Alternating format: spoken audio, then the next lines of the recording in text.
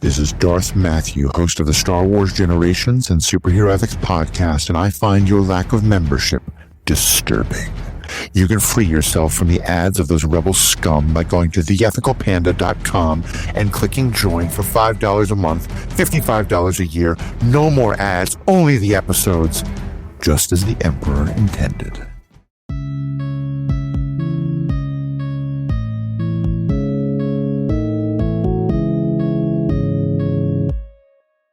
Hello and welcome to this episode of Star Wars Generations podcast. Today, myself and Alex are here to talk about Maul, Shadow Lord, episodes 3 and 4, and we are opening with a hard-hitting question. Two Boots, the droid, is he a narc or a snitch? I think he's more of a snitch. I don't know, man. He had multiple chances to stand down. I think he's a narc. I mean, like, they're both cops, and ACAB is in effect here as much as is anywhere else. But Well, I guess just, to me, like, narc is like, you know, you're being a cop when you're supposed to be with your friends, which, like, cops are always cops. But here, it's not about being a cop. It's about he's snitching to the higher authorities, the Empire, instead of letting the cop be a cop. Like, well, ACAB's still here. Like, they're both cops. Let me ask you, Matthew. Are all cops narcs or are no cops narcs? I mean, yeah, I think cops are by definition narcs. Like, that's the whole point. A narc is someone who's not. I should have said this better before. A narc is someone who, like, you're hanging out with your friends and just someone's doing something that, like, okay, maybe it's a bit shady, but, like, it's not, like, really harming anyone, and They're going to go rat you out to the teacher or something like that. That's a narc. Like, a snitch is when some, like, real stuff goes down. But, like, you know, when someone shows up, you're still going to talk to the police. That's fair as well. Either way, he pissed me off. He did. I understand where you're coming from. I want to, though, admit my own personal failure. And granted, you failed a little bit at this as well, but it was mostly me and Erin because we had first shot at the episodes last week. And I realized there were two things going on that we should have called attention to. First of all, the name of the person who was the head of the rival gang that our short king took out. Do you remember what his name was? No, I already forgot. Everyone called him Demas, but his full name was Nico Demas, as in Nicodemus, as in one of the many names for, like, the devil and stuff like that. That's brutal. And it doesn't seem any worse, but I'm like, okay, guys, I see what you did there. The other thing, though, we are so in love with Sam Witwer for very good reason that I think it's hard sometimes to remember all the other great voice actors. But have you recognized the voice actor for Uncle Daki, the Jedi Master? No. What if he were to ask you, are you in good hands with Allstate? No way. That's him. That is him. Actually hilarious.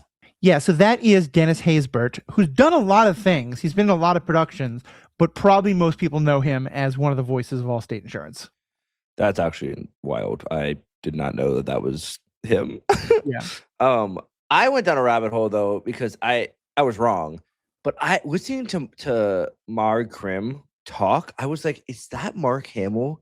He said it just like Mark Hamill. It is not Mark Hamill. It is the same voice actor that played Mark Krim in the Clone Wars episodes, which is Steven Stanton, who is a renowned voice actor. He also played young Tarkin.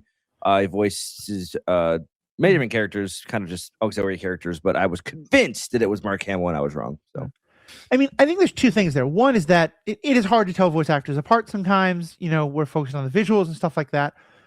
But the other thing is, Mark Hamill is fairly definitional in sort of, like, creating the modern art of voice acting. He's by no means the first, the original. There's some very incredible ones before him and a lot of other incredible ones after him.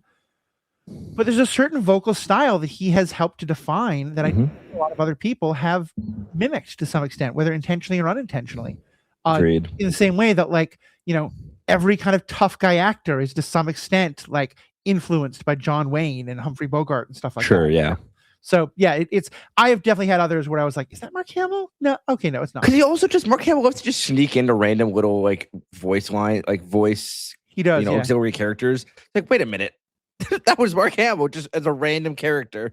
Yeah, No, it's pretty good. It's pretty good. All right, so let's talk about this episode. And I think I really got to focus on. There's a lot of good stuff to talk about, but for me, the heart and soul of this, and where it just blows me away, in the best way of like what the Acolyte gave us and what I want more to give us, is getting to watch in real time a seduction to the dark side.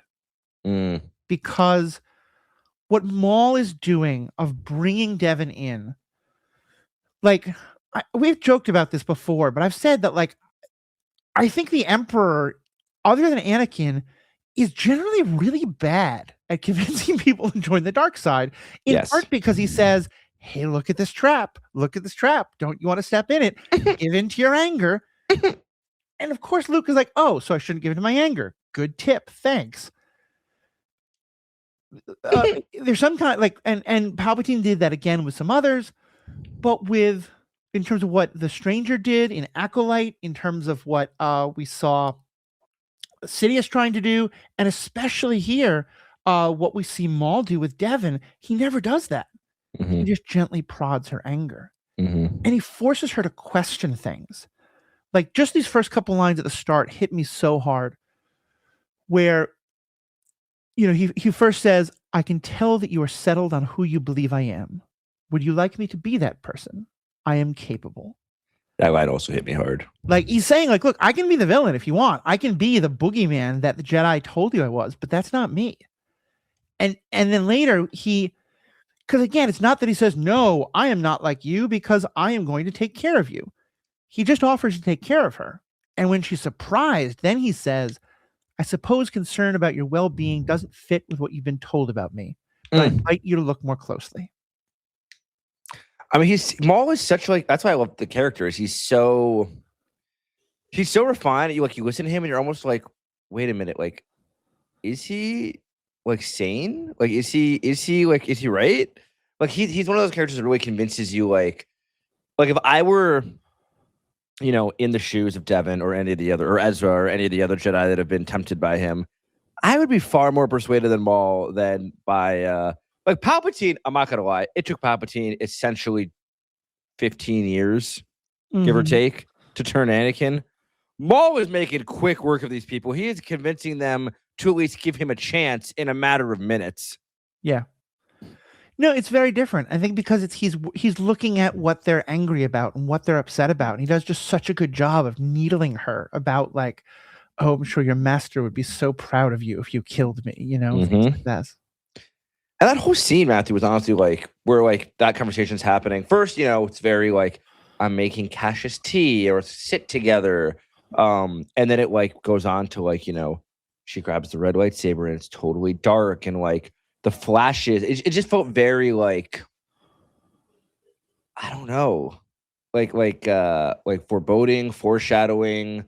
You could see her anger and like she kept like resisting it. Like, and we talked about this last week where like you were a little afraid of like, you know, her just kind of giving in too quickly. And I'm like, oh, I don't think she's gonna give in too quickly. Like, I would not be surprised if she does not fully turn until like the, you know, 8th or 9th episode, or even maybe at the very end. I don't know. Yeah, I think especially knowing that we already have a season 2, I think we're not going to really see her as, assuming she becomes Darth Talon, which I think is a fair assumption, but by no means assured. I think we're mostly going to see that in season 2, and this is really the origin story. Agreed. Hard agree. And you talked about that, like, is he insane or what? And I think part of it is that he is 100% sincere. He never lies. He never says any, like, he is manipulating her to be 100% true, but everything he says, he believes is true. And I see this even more with his conversation with Lawson, the cop later, where he's like, you and I should unite against the Empire. He may well be planning to screw the guy over later. That's certainly on the table. But I think he 100% is like, look, the Empire is awful and terrible. Darth Sidious is awful and terrible. Why don't you people want to work with me against this? Yeah. And then, you know, Devon's like, well, you're a murderer. And he's like, well, whatever. We do what we have to survive. Like, he genuinely doesn't seem to understand that he's the bad guy. I don't think he does. I think he continues to think he's the main character. Yeah. He's like, who cares? Like, why does it matter? Right. And like the way he says it, of like, don't we all do what we have to survive? like she was talking about that they should do some stealing to survive. And for him, it's like, what's the difference? And of course, for her, there's this big line between like, stealing some fruit and murder.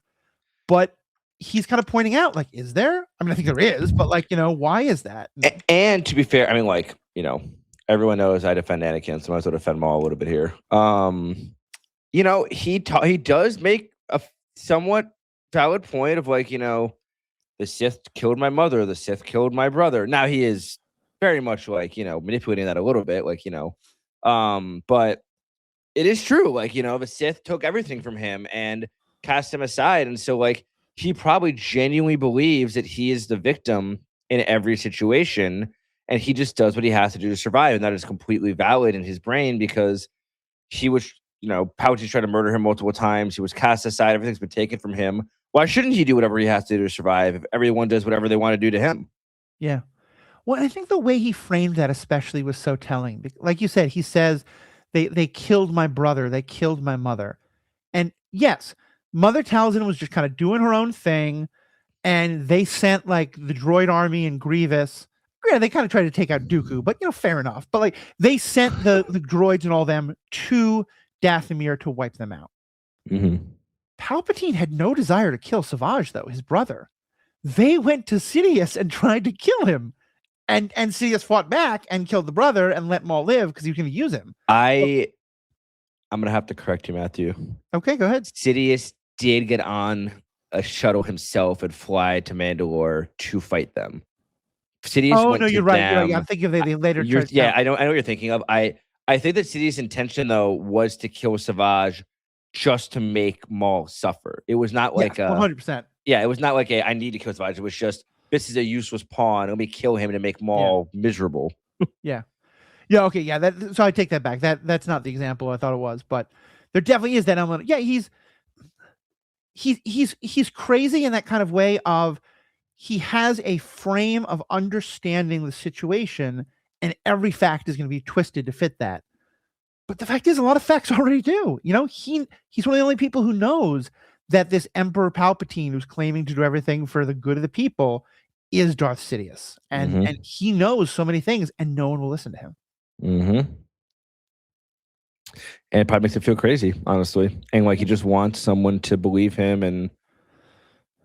I don't know, man. I think that I really think that like Maul is just he like his manipulations, while they frustrate me about being like, similar like I've expressed in the past, they seem to be very effective. Yeah. No, I think I fully believe that Devon may well fall to the dark side, as already kind of. Well, I'm curious if like Maul is going to kill her master, if she's going to end up killing her master. Like, I'm really curious how that because she seems very loyal to her master. I'm just like wondering where that eventually falls apart. Yeah, that's a good point. I was curious about that, especially because we talked about how in last week's episodes, we saw her being taken away and her master didn't try to stop it. Her master said, like, just, the police, the justice system will work. Just trust it, which, major eye roll. We saw her have this moment where she's watching and looks upset that instead of trying to save her, he tries to save these people on the bridge, which, I understand where he's coming from. Needs of the many outweigh the needs of the one, but still to her, it feels like, he's saving random strangers as opposed to her. I figured they were building up a major resentment there. It didn't come out in all these episodes. But I certainly think it's going to be stirring beneath the surface there. And I think that there may be another situation like that. And that's kind of what breaks her and makes her turn against her master in some way. Yeah. I actually low-key would be interested. I mean, similar to Acolyte, if she ends up killing her master herself. Mm-hmm. Master Daki, yeah. I think it's certainly well within the realm of possibility. I don't think it's assured. I think Maul might kill him. I think someone else might kill him. I think they like to do misdirects. I think it's possible that Daki falls. I don't think it's likely by any means. We haven't seen anything to prove it, but I'm just saying I think it's dangerous to assume anything in terms of which way these characters are going to go. Yeah, no, that's fair. I just like to make guesses and then be proven wrong. Now, one of the cool thing I noticed, the fight scenes were great. And normally I'm like, okay, it's a cool fight scene. I don't think of them as developing plot so often, but sometimes they do. Did you notice that when he was fighting her by himself, he had one hand behind his back? Oh yeah. Which is like just super disrespectful, first of all. It's just like you're nothing. Like I'm only gonna give you one hand. And also like Dooku used to do that often when he would fight Anakin. And you could tell like when things got serious when Dooku would put his second hand on his saber. Yeah. And I think that the similar vibe with Maul here is it's like I'm fighting with half of my lightsaber with one hand. Right. When he takes out the pikes, that's when he puts the two sides together. Oh, the murder of Krim, it harkened back to like episode 8, when Kylo ignites the lightsaber and kills Snoke, and I just was like, just the swiftness of like the turning the lightsaber on, flips around, basically cuts him in half, or more or less, cut him in half. But it's like, damn, bro, Maul just like, he's not just savage, but he's got finesse, he got style. Yeah, he's the drama queen that Anakin wants to be. Like everything he does, he has riz, he has style points on them. And the one thing I'll say though is, I don't know if he ever like gave a coup de grace, but like I have no reason to think Krim is dead, and Maul shouldn't either, because we certainly know being bisected at the waist is not a death sentence in this world. I feel like it is more the death sentence in animation than it is in live action. Yes. Well, and also part of the idea is that the hate of the dark side is what kept Maul alive. But like that's a very deliberate shot. You don't show someone getting bisected in a Maul show exactly the way that Kenobi did to him without there being some intention behind it. Fair. I don't think he's going to come back though. I think it's definitely, in my opinion, just a death, because I think that was just a plot device to kind of move forward, like his control of the pikes, I guess. But well, can I just say one more thing on Lawson? Yes. Just again, because to me, it's the hand behind the back. All of it is kind of showing like he's willing to fight her, but there are numerous times where he could kill her and he doesn't. He's basically just kind of fighting her to indulge her. And one thing I love is that, he set up this whole like, I don't know, can you escape? And in her mind, she steals a lightsaber. She does all this stuff. She fights him, and now she's going to get away. And when he just says, I'm going to need that back, Devon, as the lightsaber to me, it so clearly shows like, I let you borrow that so that we could have our little fun time of fighting. But you were never in control. You never actually stole that from me. Everything is playing out exactly as I've foreseen it, to quote another Sith. To me, that was just such a power move in such a good way. Yeah, I agree. And I mean, I think that did she actually say her name at any point? I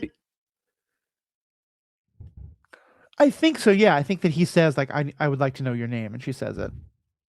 Okay, because I forgot that she had said it, and I was like, did he like peer into her mind, or like, I don't know. But either way, I agree with you, Matthew. I think that like, and you could see that like when eventually the next episode when he fought both of them together, he was very much like dual blade, two-handed. He was struggling.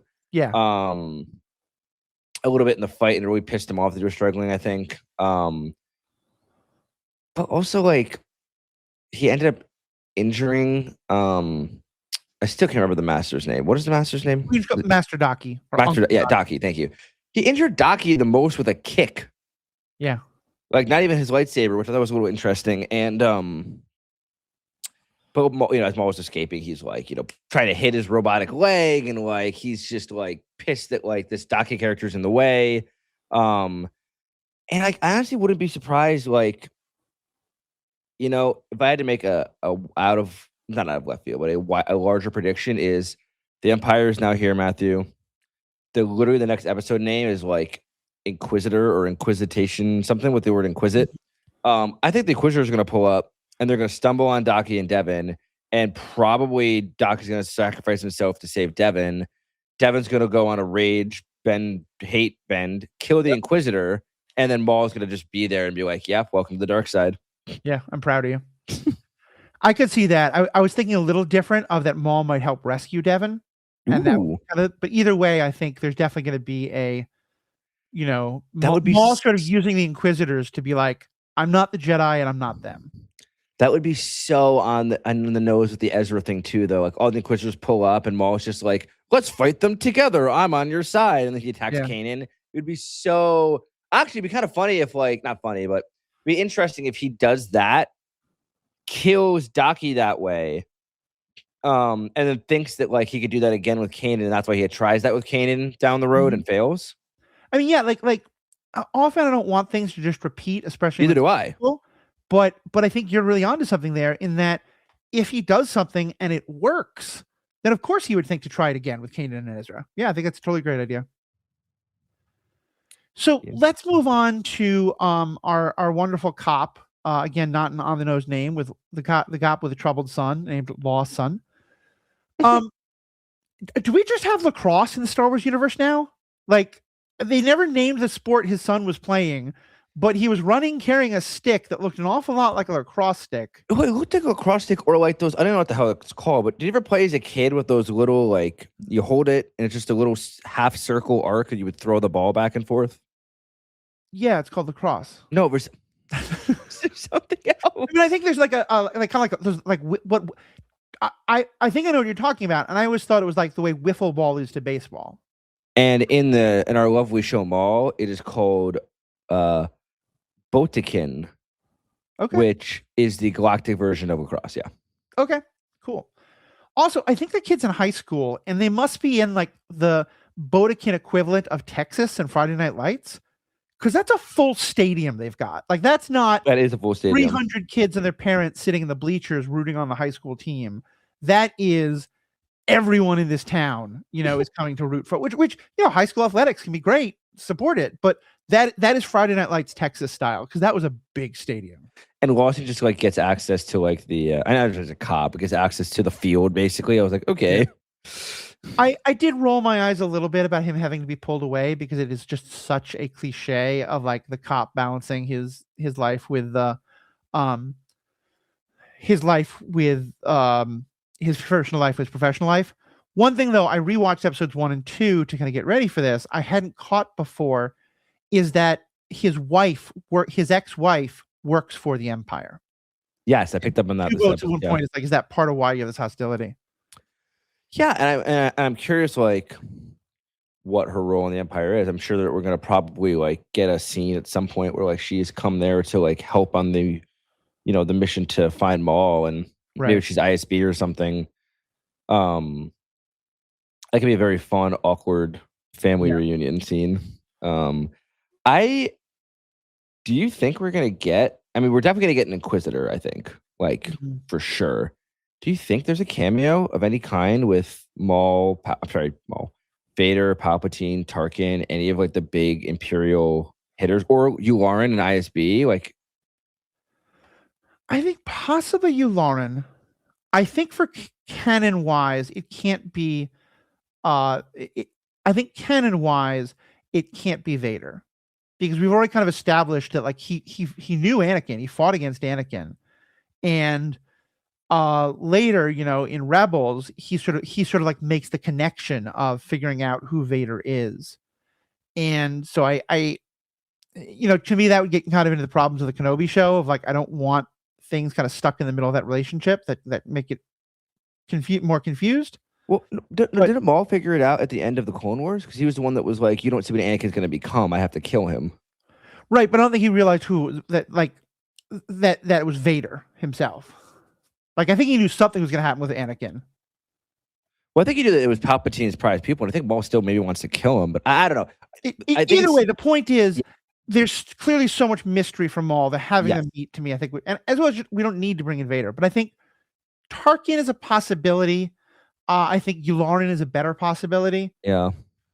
Palpatine on a hologram would make sense to me too. It would not bother me. Who do you get to voice Palpatine then? What do you mean? I mean, we've had like 4 different people do a very good job voicing Palpatine in animation. I was bringing, Ian McDermott's still alive. Let him do it. I mean, he's one of the people who did it, and he's only done it much more recently. But like, get Tim Curry, you could get so many people. You could get a lot of people, and I think it would be. Again, I don't want to see Palpatine show up in person necessarily. Yeah. But like, a brief under 30-second hologram transmission, or like, if there's like a pan to like, Palpatine back on Coruscant, like with an Inquisitor Yularen reporting back, and like Palpatine just like frowning that Maul is still alive or something. I think it would just be like, I'm thinking, I guess he knows he's alive, but like, I think it'd be interesting to see like a little reaction from Palpatine on his former apprentice wreaking this havoc. And I don't want anything major, but I think just a smidge would be really satisfying. Possible. I like my cameos. What can I say? So here's my question about Lawson. Should he have teamed up with Maul? I feel nuts just saying that. But Maul is saying, like, we don't want the Empire here. The Empire is going to make things worse. We know that the planet has these like crime gangs already. If he says, like, let me kind of run the crime and I'll keep the Empire away from you. We'll work together to keep the Empire away from this planet. It sounds so nice on the surface, but we all know that like, it's kind of like the classic, like, the mob deals between the mob and the police in New York in the, in the 20s and stuff. And I mean, the one that came to me was like when the U.S. Army worked with the mob to drive the Nazis out of Sicily. Yeah, but I just don't know, like, if Lawson and people are enough, like, they don't have enough control. The U.S. Army eventually could have, like, probably taken out the mob to some level. Like, I don't think if Lawson really wanted to, could really take out Maul. He's too, like, nimble and strategic. I think that, like, I think they both need each other in a way of, like, Maul doesn't want to keep dealing with this headache, and Lawson doesn't want to deal with the Empire. Yeah. I just think it would have ended up blowing up in Lawson's face because Maul would have betrayed him at some point. We've seen Maul betray people who are not 100% loyal to him, and even if they are, he kind of just like, die well. You've done your part. He leaves Mandalorians to die. He just looks out for himself at the end of the day, and I would not be surprised if like Lawson jumped with him and he just left him to die. So I don't think Lawson really like lost anything majorly except for time with the Empire being off his planet. I think you're probably right. I think that there is Maul is a murderer, Maul is a killer, Maul is a villain. I don't think there's any question of that. But I do think that Maul is right, in terms of he understands what the true problem is right now. And everything else kind of fades in the face of that. And there's some extent to which I have sympathy for him. And I kind of want someone like Lawson to work with him. And I think it's still on the table somewhat. I don't think it's going to happen. I think you're right that it would eventually definitely not work out for Lawson. But the quickness with which he rejected it, I think made sense for Lawson's character. And I appreciate that Maul was like, you're a man of honor. I appreciate that. Die well. But I wouldn't mind if Lawson gets further tempted by that as well. Which eventually, like, honestly, would not surprise me if, like, as the Empire pulls up and his ex-wife is here, and things get testier, if Lawson goes back to Maul and says, okay, like, let's make a deal to try to drive the Empire out, or... Okay, Lawson's going to have to pick a side here, and it's going to kind of come down to, like, does he side with his wife and the Empire and become even more of a freaking cop, like double down on being a cop, or does he, work with Maul, drive the Empire away, take those other steps to... more or less free his planet? Does he join the rebellion by like running away, or not? There's no rebellion yet, but like, does he try and rebel by like joining up with the Jedi more? Like, he seems like a Jedi sympathizer. Mm-hmm. I think it's possible. He's very hard to read. Yeah. So this brings me to the other character who's a big part in this. Two Boots. Narc. We joked that, he's a narc, he's a snitch, whatever you want to call him. My question though is why? Because I think there's two ways we can read his character, and a lot of it has to do with how much independence of thought droids have. There's been like a wide variety of that. And I think, you get someone like 3PO who, like, he has to follow his protocol. It wouldn't be proper to do this. He can't translate something into this from the Sith language. Like, there are things that it's just supposed to do. And I can believe Two Boots is someone who just... he has to follow the rule. The Empire is supposed to be told what is happening. And he just, like, it short circuits him to think that I'm not going to follow that protocol that's programmed into me. The other way to see it is that he genuinely thinks, like Lawson, that he wants to do what's best for the people, but that this is too hard a case and the Empire can help. So it's that kind of like, is he following the rules because he's a rule follower and Lawson can get him to kind of like later be like, screw the rules kind of a thing? Or is he generally like an Empire sympathizer and think the Empire is going to, make the trains run on time and clean things up? And there's going to be more of a conflict there, because I definitely feel he's going to be the Lando Calrissian this season. Like, I feel like he is going to have a moment of turning on the Empire and helping his friends escape in some way, like Lando. I'm just not sure if it's going to be we just reprogram him, we give him different rules, or because he's going to be convinced the Empire is wrong. I just, it's a good question because, it leads to a deeper question on droids in Star Wars, like how much free will do they all really have? Like, I think that you have like, 3PO has his protocol and is often like coerced into doing things. R2D2 and Chopper kind of do whatever the hell they want. But other droids like are bound. Even C-3PO is bound by a certain level of programming. So like maybe it is hardwired programming that the Empire is good. Maybe it's like I don't know at what point can he overcome his programming as a droid? Like how much can like free will play into this versus like does he have to be reprogrammed? Does he have to be and like it's interesting because they tried to hint at like when they're at ends and like Two Boots blocks the photo of him and Lawson with some stuff on his desk. I'm like, Two Boots has a photo of him and Lawson, so Two Boots must have some sort of like connection to Lawson. That kind of like how R2D2 has a quote unquote emotional connection to Anakin. I just don't like it's always hard to know like in a droid like where the programming ends and the quote unquote emotions begin. Yeah. No, I think that's true. And I think like to me, R2D2 and Chopper are people who have a lot more freedom of thought than C-3PO does.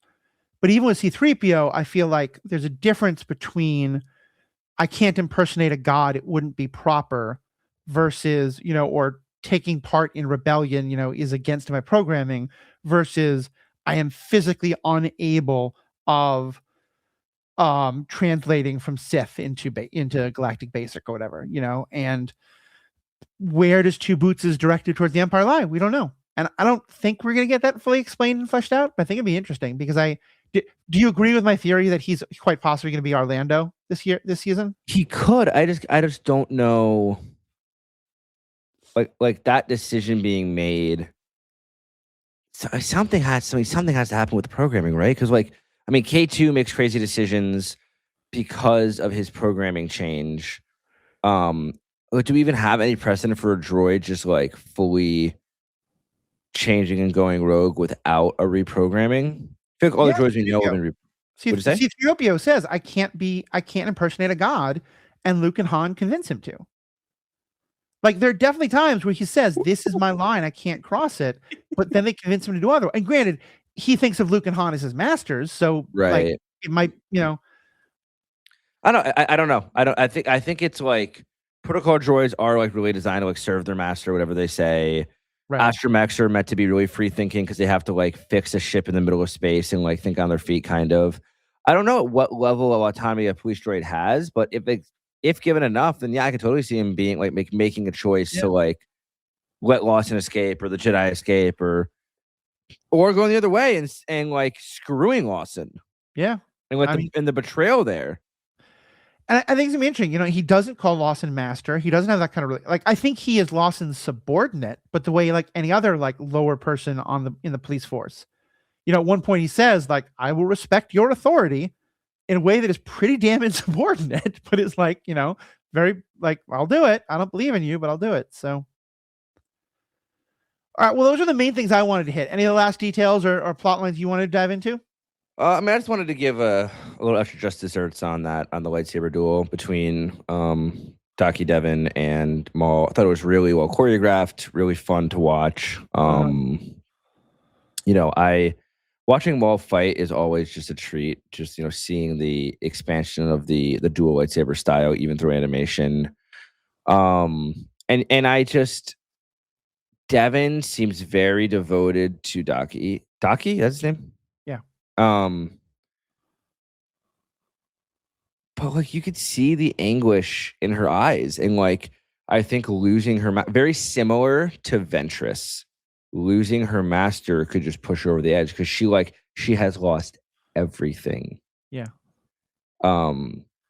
And losing her master could be the final push needed to really bring her to the dark side. And I am very excited to see that happen. And I'm also honestly I'm very excited, Matthew, to see like where the next episode starts. The Empire getting involved on a new planet and kind of taking over will be I mean, I feel like we often see the Empire already existing on a planet. We don't get to see very often the Empire pull up to a planet early in the Clone War or early in the post Clone Wars era and just take over. We've seen it here and there, but it's just always interesting to see how quickly the authoritarian regime could just kind of set up shop and like we saw versions of it in Andor, but I think seeing another different version of it would definitely be interesting. Yeah, so I don't know. I'm excited. I think the show has been again really, really engaging so far. And a truly worthy show. I know people were like, can Maul carry? Is this show going to be, like what could they possibly do with the character? I've been very impressed. Yeah, me too. And I'll just say on what you said about the lightsaber fights, we've commented on this before, but especially when they fight in dark areas, the colors of the lightsaber become so definitional. And I think the fact that when it's Devon and Daki, they're using their own lightsabers against Maul's double blade. But then when it was Devon and Maul is just toying with her. Like she's trying to kill him and Maul is just having fun. He literally has his hand behind his back. They both had red lightsabers. And just the number of times where her lightsaber was in front of her face, lighting up her face, showing you the anger, the rage, the dark side there. I can't say choreography because it's animated, but like just the way that they are setting up the scenes and telling the story with those visuals and using the color of the lightsaber blades to do that is just so well done and very impressive. Yeah, I'm excited to see. I think there's going to be more fights in the coming days. I think next week we're going to get an Inquisitor fight, which I think is going to be really fun. Looking forward to it. All right, well, listeners, what do you all think? What are your thoughts on this? Is Two Boots a snitch? Is he a narc? Is he something else? Should Lawson have joined up with Maul? Should Matthew be thrown in the brig for even thinking about these things? How are these lightsabers fights holding up to your favorites from whatever piece of Star Wars media that is? Let us know.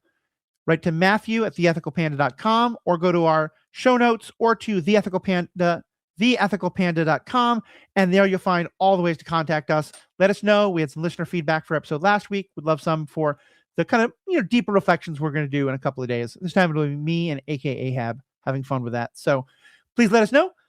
Thank you all so much for listening. May the Force be with you. Stay classy, Dathomir. Why not?